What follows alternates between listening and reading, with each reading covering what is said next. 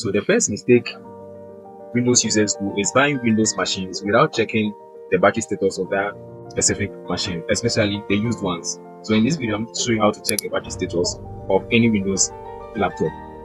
So you first of all move on to your search bar on your taskbar and then type CMD and make sure you open it or run it as an admin.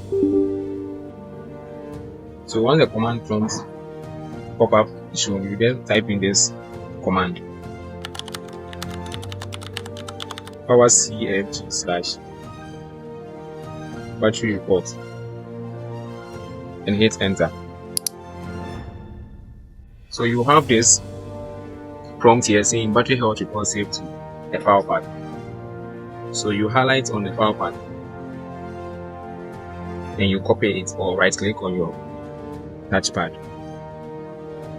You then head on to your browser and then paste that path and hit enter.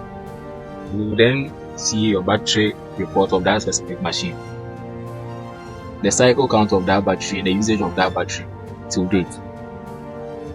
So guys, anytime you are buying a machine, especially Windows machines that are used ones, please make sure to check these specific settings before you head on to buy them. I hope this video was helpful. Don't forget to subscribe, like and comment down below, and hit you up in my next video.